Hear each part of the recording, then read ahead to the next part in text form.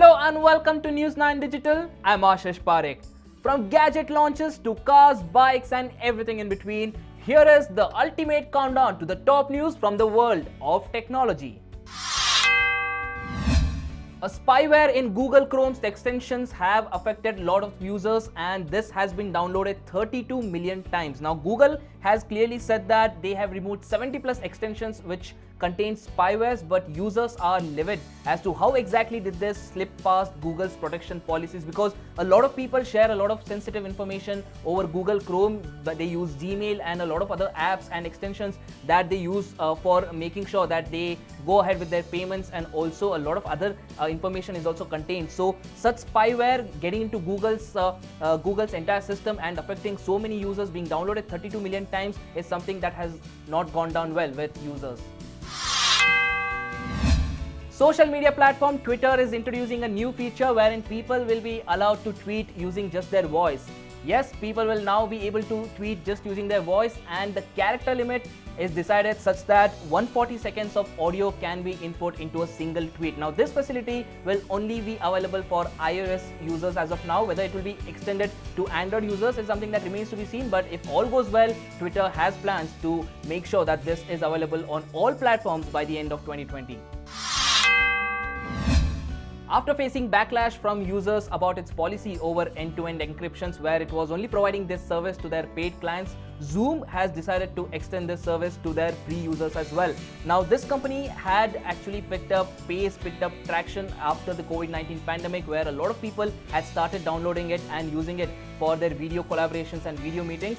But after a point, due to privacy issues and various other issues, it had started facing a lot of backlash, and it had to resort to end-to-end encryption, which was only limited to paid users. But now they have also decided to extend this to free users to make sure that they extend their user base and also gain back the market that they had lost.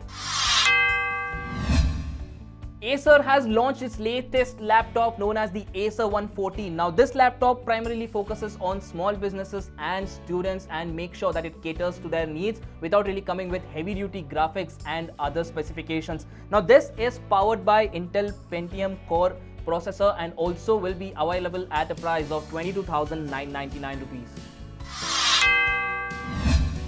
India has seen the highest number of DNS attacks, which are also called as the domain name system attacks. Now these are attacks on a company's servers, and Indian companies have recorded over 12.3 attacks per organization, which is much higher than the global average of 9.5 attacks per organization.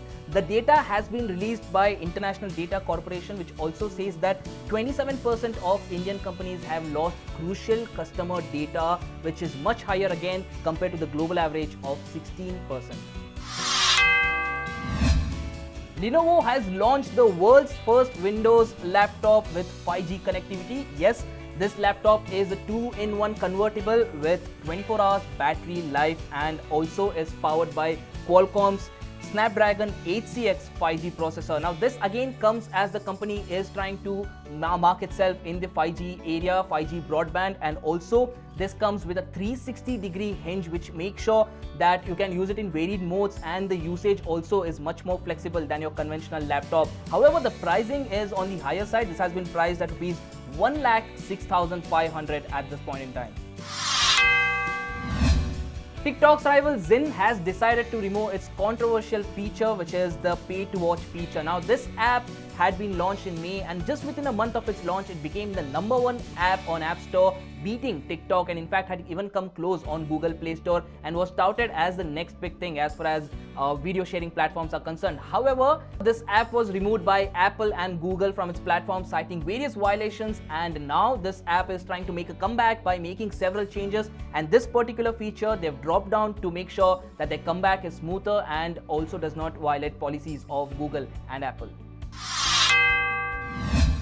Boston Dynamics has decided to give out its RoboDog, which is also known as Spot, to private companies as well. Now, this dog was seen in the parks of Singapore trying to make sure that people maintain social distancing. However, given its efficiency and also given how flexible it is, now companies have also started seeking this dog, and it has been given to various private entities in the fields of infrastructure, also search and rescue operations, and also in medical care units, given the fact that a lot of robots are being deployed as far as the COVID-19 situation is concerned. So this is something that is happening as far as automation is concerned, but at the same time, several people have pointed out flaws and have also said that it is not safe to allow such ferocious and aggressive robots out into the open on their own.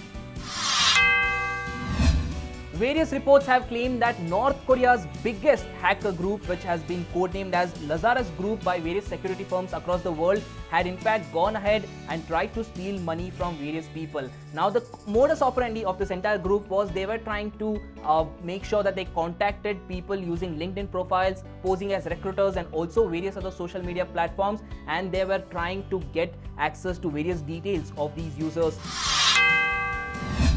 So these were our top 9 news from the world of technology. Which technology interested you the most? Make sure to leave a comment down below in the comment section, and also do not forget to like, share and subscribe to News9.